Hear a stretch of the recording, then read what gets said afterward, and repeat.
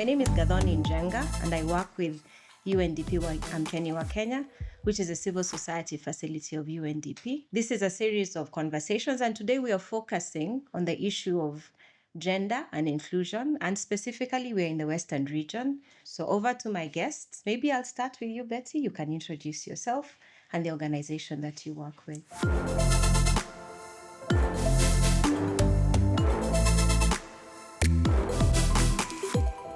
So let me just start by saying good afternoon, everybody. Good morning, good evening, depending on what time this message is going to reach you. My name is Betty Okero. I am the team leader for CSO Network, which is an organization that is working in Western Kenya, based in Kisumu. Our programs are, we do work around women, peace, and security. We look at issues around access to justice. We look at issues around democracy, governance. We're also looking at issues around inclusion and equity. Thank you, Betty, and welcome. Thank you. I move over to you, Grace. Welcome. Thank you. Normally, I start with my sign name because I'm a person with disability, deaf person to be precise. That is my sign name. My name is Grace Areba. I work with an organization named Chanuka Deaf Women Group based in Kisumu here.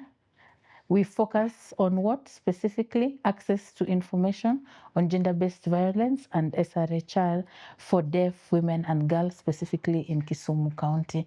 I'm happy to be here. Thank you. Thank you, Grace, and feel very welcome. Olivent, over to you. Okay, thank you. I'm Olivent Atela, Program Associate at Women Volunteers for Peace.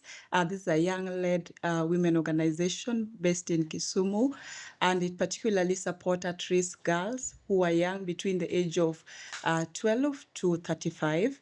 And this is particularly through mental health programs, sexual reproductive health right programs, and also something to do with mentorship on agriculture. That is disaster risk reduction project related. Thank you. Thank you and welcome. So maybe we just start off with a conversation, and I want to look at the bigger picture. So I will ask a question, and I think we feel free. Then if I feel I need to follow up, then I will with the three of you. So I'm looking at the Constitution and looking at the importance that has the focus on public participation as a principle, as a value in our Constitution. So if you look at specifically, because we are here, we are talking about women and we're talking about gender today specifically, I don't know what you would say about the place of women in participation. We're focusing on the Western region. So I don't know, maybe I can start with you, Betty, and then Grace, you can speak specifically to women with disabilities, and then maybe, Olivet, you can speak about the young women in that space. So over to you, Betty. I can start with you. I think what we envisaged when we were talking about public participation during the discussion was that we wanted to listen to women's voices, we wanted to listen to Kenyans' voices, and we wanted to do it in a way that we were bringing services closer to the people, but we're also not just bringing it closer, but we were listening to understand what it is that people wanted. So at the point at which we were talking about public participation, we're looking at it from an outcome-based, development-based sort of results, where we were going to see a transformation, that we were going to address the concerns that people had talked about when we still had the centralized government. You know, when we said most services, it meant that you had access to duty bearers. When we said that it was supposed to be unique in the sense that it was going to address and improve livelihoods, it meant that whatever development programs that we were putting in place was aimed at changing that which was considered not working. Okay. So not working is that we do not have water. Not working is that we go to hospitals, we don't get medicine. Not working is that people had no access to employment. Not working for people was that there are no roads to go to the market. There were not even any roads or even any markets. Not working was the whole issue around safety and security. So people in devolved government constituted all these unique, diverse, citizens, whether it was economic, whether it was their gender, whether it was their education level. And all of them brought onto this space where they were supposed to engage their concerns, their expectations, what they perceived to be an important issue that would transform and change their lives. So that was where the whole concept around public participation was anchored on, that it's bringing service, listening to voices, and transformation. Okay. I'm hearing, without speaking about it, you're talking about evolution within that conversation. So bringing it down to the people. And I'm wondering, if you look at the counties where all of you are functioning, and maybe I come to you, Grace, do you feel like in your specific county, especially women with disabilities, have that space that Betty is talking about when you're talking about public participation and their issues, whether health, whether, I don't know, education? Do you feel that they have the space to make a change like Betty was talking about?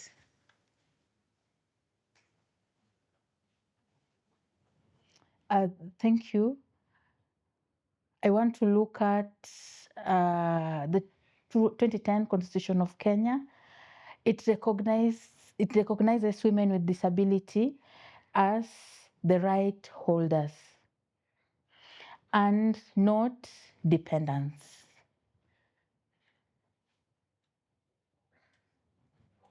Article 27 of that same constitution says equality and freedom of speech. But that cannot be guaranteed for women with disability in many spaces within the county, specifically the deaf women and girls. Why am I saying this? It's because most of them lack the information on public participation. Public participation can happen within a specific sub-county, but they don't get information. So it means they don't access. So Betty has said the ideal, but practically we cannot resonate with that. To add on top of that, public participation can happen within a specific sub-county or ward, but there may be or there may be not a sign language interpreter. Sometimes a county government provides a sign language interpreter, yes, but interpreting to the air. No deaf participants have access to that space. Okay. Food for thought. Like I said, I'll come back to you because then we are talking about barriers. You've mentioned some of them. So maybe we'll come back to that maybe in the next segment when we're talking about the cultural and social barriers that you face specifically as a deaf woman or a deaf community. But let me come over to you, Olivent, and to talk about young people. I mean, Kenya, the conversation has really been about the young people and the Gen Zs, not to stereotype you, but maybe to ask in this conversation, do you think the participation of young women is changing based on what is happening in Kenya? And as coming from a space as a young person, what are young women passionate about in this space of public participation? Maybe you can say something about that.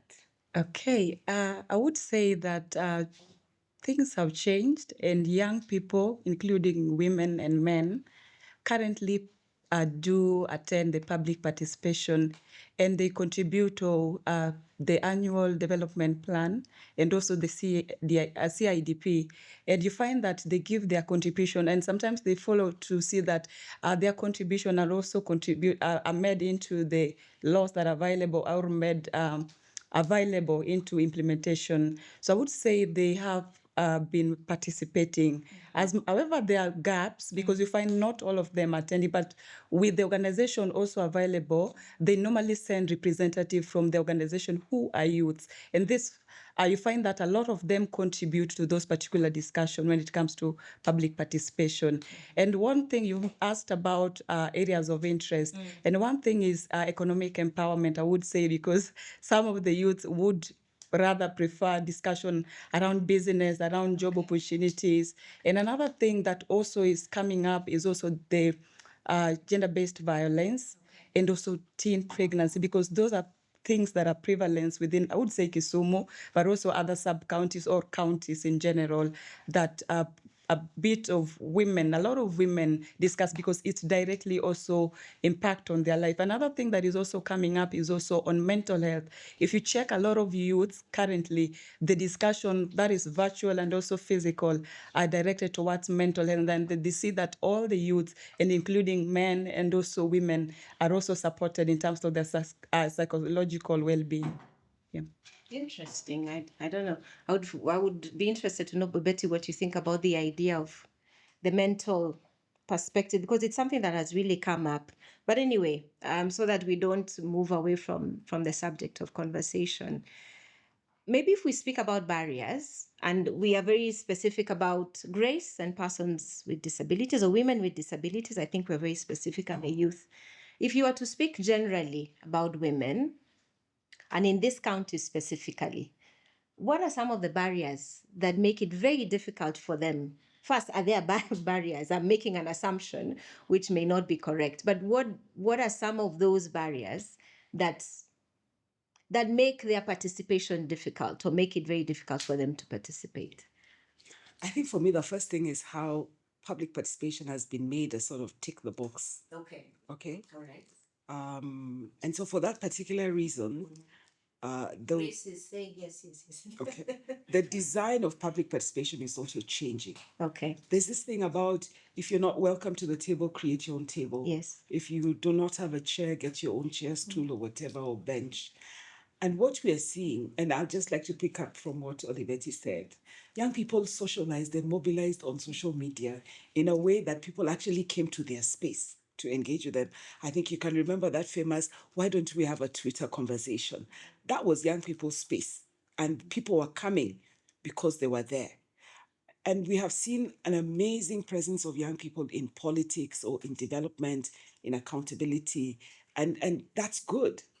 But when you start going down to issues around women, then we forget. That's the thing about public participation, is that it doesn't recognize that sometimes our culture does not allow us to say certain things in certain spaces.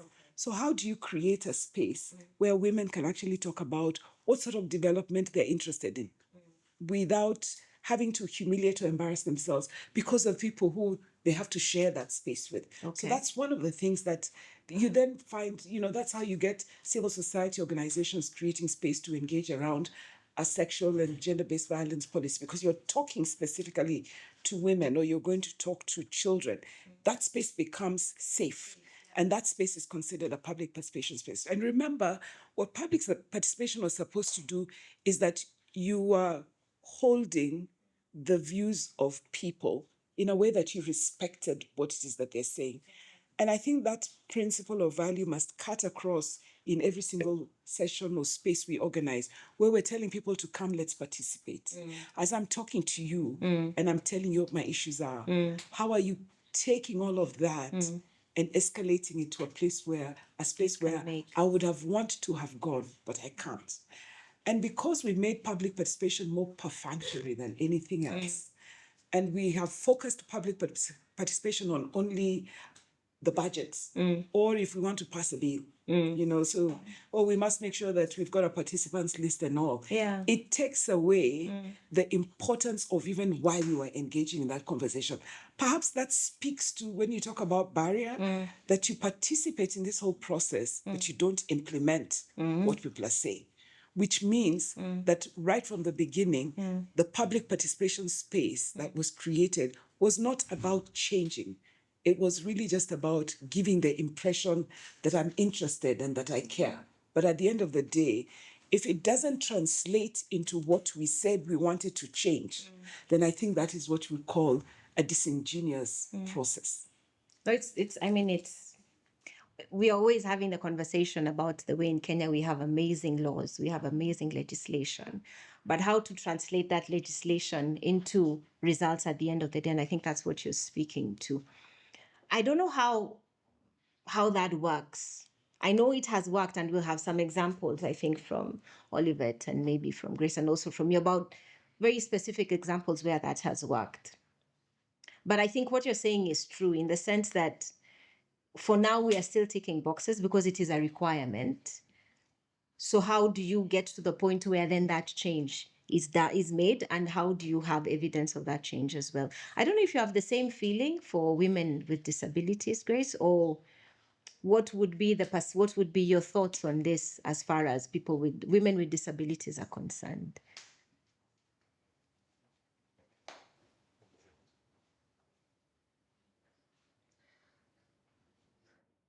As my sister has already said, public participation, most of them are just for checking in the boxes and for packaging, and I can say PR. That is what I can add on what she has said. Women with disabilities, in many spaces, they struggle with public participation. One reason is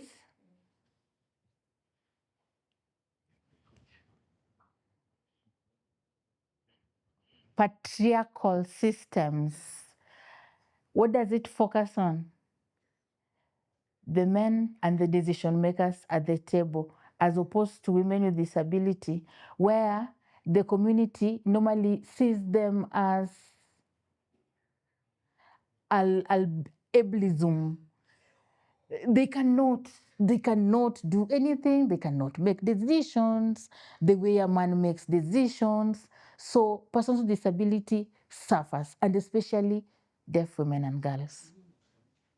And even Please come in. Yeah. the idea that they then say, we will give you a representative so that the person speaks the language, the person understands the process, the person does not create a problem, and the person becomes a cheaper thing. Because why do you guys want to get an interpreter when we can get a person with disability, physical, and that person represents the whole of persons with disability, and encompasses. And so even the conversation that one has is purely about, okay, let's look at the participants list. Person with disability, yes. How many did you have? So you actually even invite people based on numbers. Okay. So we are supposed to have gender equality. Have we measured how many women, how many men, how many persons with disabilities? Yes, how many persons with disability?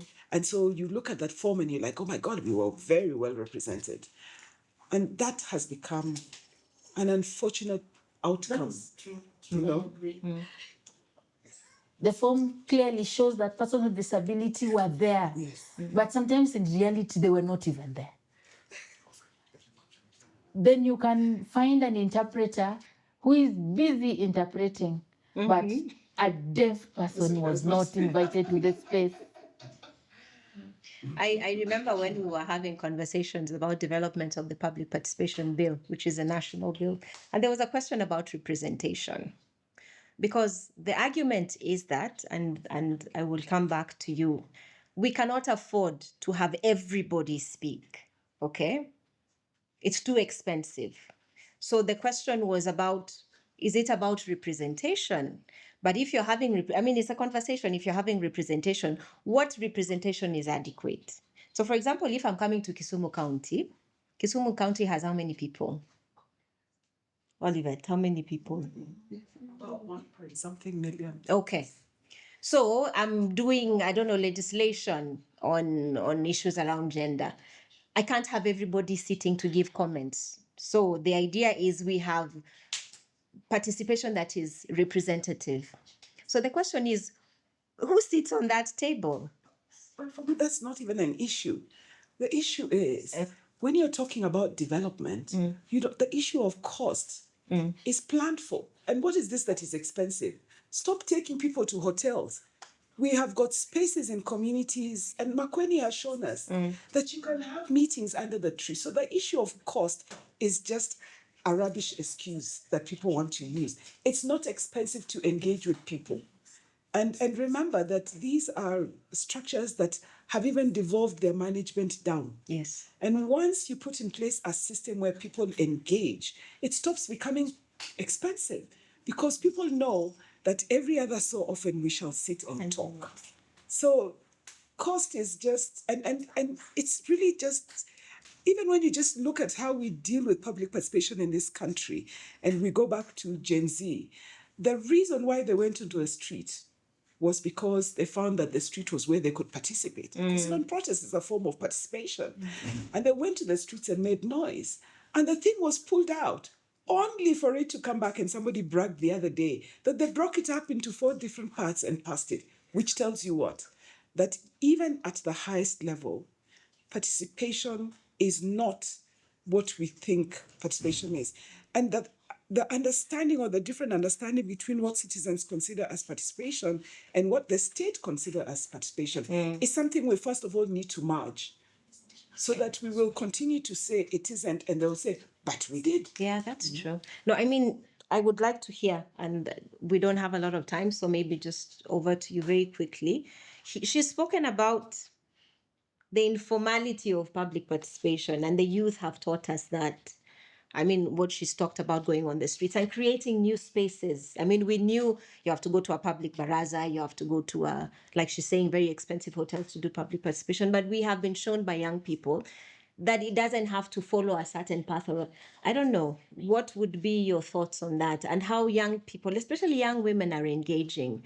What are the avenues they are using, and are they seen as legitimate? Because there's a very big difference between doing something and having it mean something. So where they are speaking, is it considered legitimate, and is it bringing about change in any way? As you think about that, maybe just final reflections, because we have to end this very nice conversation. I wish we had more time, but just reflect on final reflections as I ask you to speak to that question. Okay, one thing I would say, most of the youths have felt that their views are not incorporated when it comes to implementation. You find that they come to this particular discussion, but when it comes to implementation, then all their discussion, their input, it's not there. So you find that most of them pull from the public discussion. And another thing that also has come up is the issue of availability. Most of them want this discussion be done online, that it's not about the physical space, but it's also about the virtual space, if it can be incorporated for them to be available, because they feel that in that particular space, then they will have opportunity to also discuss. So I would say that I know social media has been used differently, but one thing I would say for young women and also the youths, I've worked in terms of arts.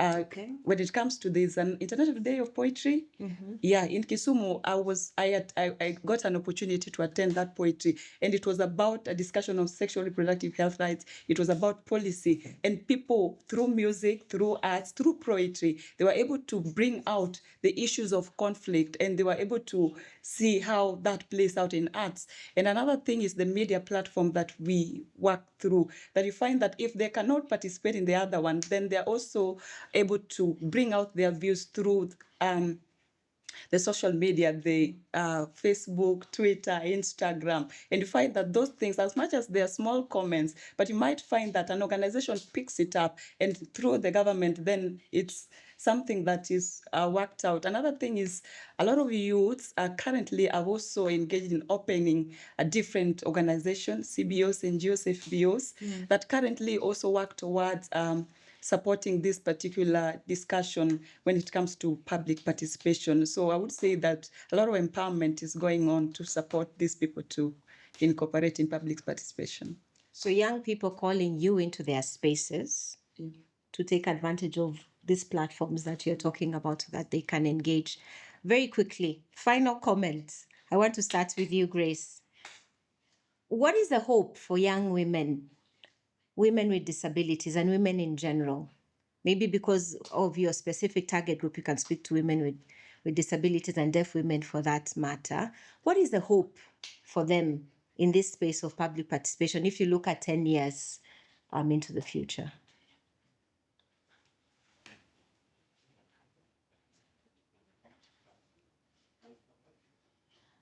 Thank you. For me, I think that the deaf women and girls from the rural areas up to the national levels, they need to understand fairness, the context of fairness. When we look at the context of fairness, we need to recognize that fairness does not mean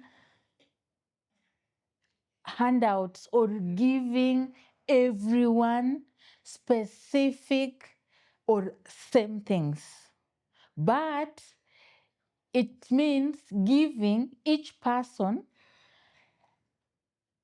their specific needs, because the needs vary. That is when the moment you will realize true inclusion.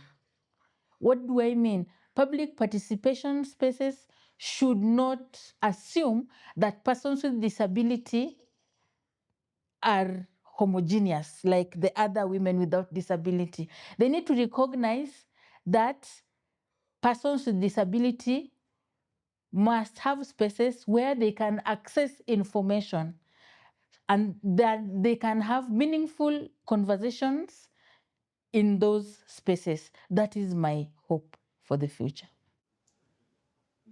It's interesting. We're having more questions rather than answers, but we're not here to have answers. It's just a conversation. So, Betty, over to you in a few words.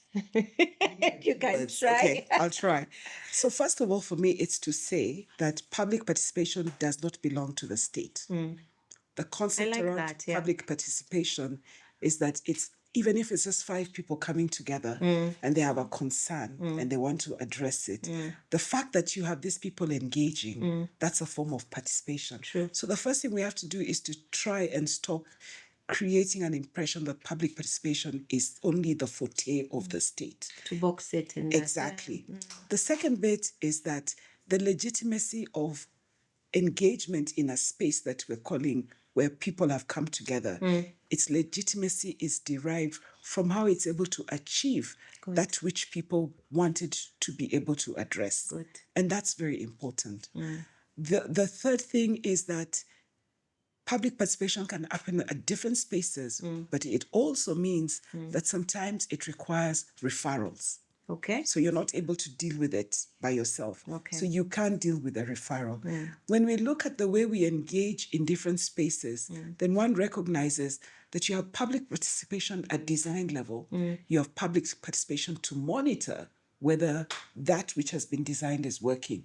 And you have public participation at the end to be able to determine the success of whatever was delivered. Now, if we start looking at that, one can understand why we have accountability, why we sit down to do social audits. Because that's all spaces where we're engaging to find out the extent to which that which we engaged in achieved. Because that's where we get the credibility also of the process that we're talking about.